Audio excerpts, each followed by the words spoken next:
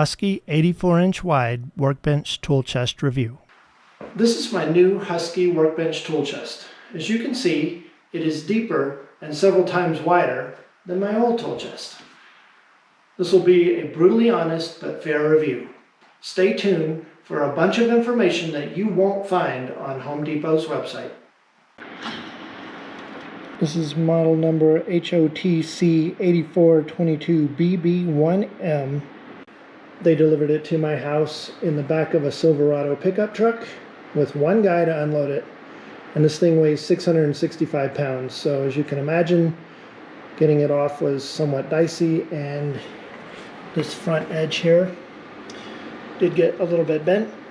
This bottom edge of the sheet metal here bent out. Now I'm sitting here trying to figure out how to straighten it, but it turns out there's some angle iron back here. It's the frame of this whole tool chest, and what that does is it prevents you from pushing this in enough to really bend it back to the way that it originally was. I've got it about as good as I can. There's still an outward swell right here. Home Depot did give me 10% off as a response to that damage.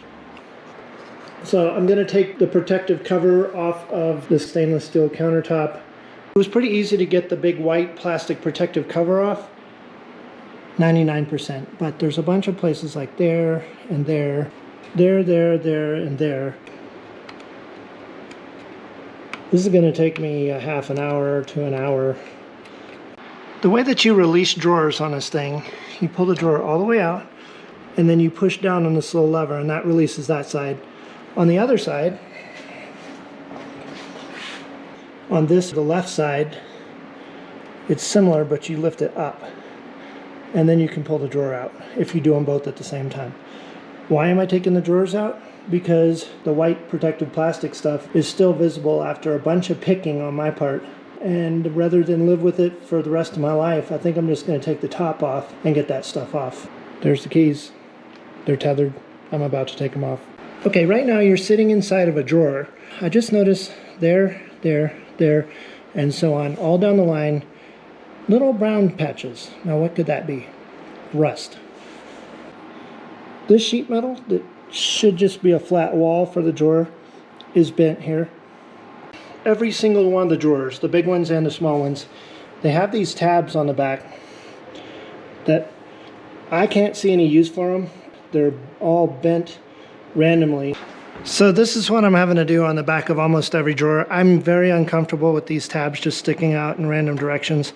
I'm also uncomfortable with them sticking up above the edge of the drawer. So on most of these, I'm sticking them down, and then I'm coming in with my pliers and bending it where I want it to bend, which is right near the bottom of the tray.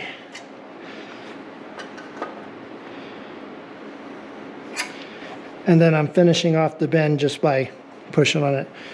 And at least that will hide these tabs behind the drawers. I'm gonna have to remove my stainless steel top on this tool chest. And to do that, there's a screw right there. There's a screw right there. There's one off to the right in the main compartment. And there's another one that is tucked up under the locking mechanism here. These nuts that hold this locking mechanism on, they're not tight. This is with the center drawers pulled out. This bar runs from the front to the back. This bar is bent down and then it comes back up. The one on the other side bends up and then it goes back down. I did do my best just to hand straighten these bars, this one and this one right here, and they look pretty straight now. These bars that were both bent for me, they simply serve as a pivot point for these security rods. I've never touched this nut before. I'm going to see if I can get it off just by spinning it. Yep, they just put these on finger tight.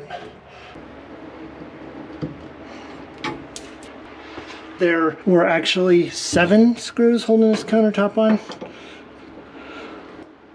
There were supposed to be 8. I am now going to lift this off and flip it upside down so that I can clean off the edges, both of my painted underneath part and the bottom edge of my stainless countertop. Here's a look at the bottom side of my stainless countertop. What I'd like to point out is that that protective plastic wrapped all the way around the edge. Here it is. Here it's wadded up. Here's just some shreds. Here's just another shred kind of laying around that then went and joined. No wonder it looked like crap around the edges. This is what it looks like as this stuff is peeling off.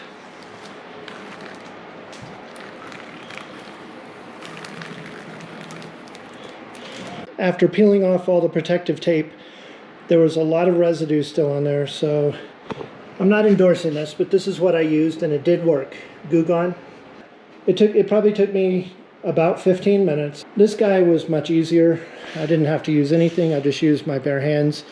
One thing I do like about this guy, the stickers peel off easily. Well, here it is. I've got it rolled into place. I've got all 4 corner wheels locked. There's a spot right there where something is sticking up underneath this countertop and pushing up a little bit, causing a swell. You can feel it when you run your hand over it, either bare or with the rag. This is what it's like to stick one of these drawers in. They go in pretty easily, actually. You just push it all the way in. When you pull it back out, it's locked just like it's brand new. Here are our drawer liners. This is the medium-sized ones that go in the middle. This is the big ones that go in the middle on top. And these are the small, thin ones that go on each side all the way from the top to the bottom. Okay, here's the first drawer liner that I put in. The fit is pretty good. There's maybe, I don't know, 3/8 of an inch front to back wiggle, and about the same from side to side. Here's a look at a medium-sized mat inside one of the middle bottom drawers. The square is about 1/4 of an inch undersized, so it can slide around left and right, front to back, about 1/4 of an inch. Okay, here's a look at one of the thin mats, as I'm calling them. They go on the sides. There's probably a good 3/8 of an inch left to right slop. I wish this was a little wider. Front to back's not so bad, about 1/4 of an inch. They gave me the exact right number of mats. Every single drawer has a mat, and they didn't include any extras, so no waste either. I really like that there's a power strip on both ends. Both ends have the same power strip, where it's got 6 outlets and a couple of USB charging ports, which are increasingly handy these days. The thing I don't like is that the cover plate, there's a visible gap to the sheet metal behind it. I had to reverse the direction of this power strip. In other words, this switch was over here on this end.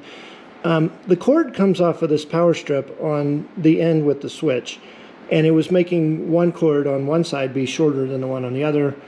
I needed them to both be full length, so I just took this cover off. It's just a simple sheet metal rectangle. You take these 6 screws off. It's just a regular power strip. You can flip it around and then put the cover back on. This is kind of a normal drawer.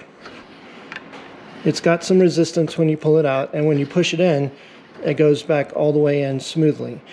This drawer is a little bit different.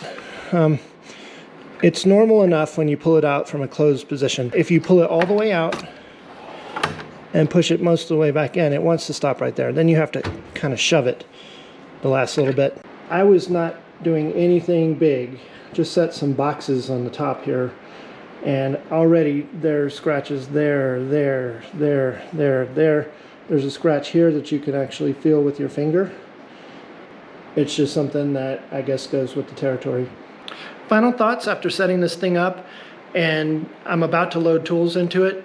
I've had a lot of little setup complaints to do with it, and I really regret that the counter is sticking up in one spot and that the bottom got bent during delivery.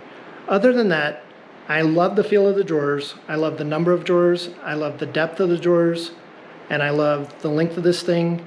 It is going to have a ton of storage space. I do not regret buying it. I just wanted to point out the things that I noticed so that other people can look for those same things, and maybe it affects your decision. Another thing I'd have to say is I doubt that there's any brand you can buy where if you really started looking around you wouldn't find something. So nothing that happened is a deal breaker. I like the tool chest so far. Thank you for watching.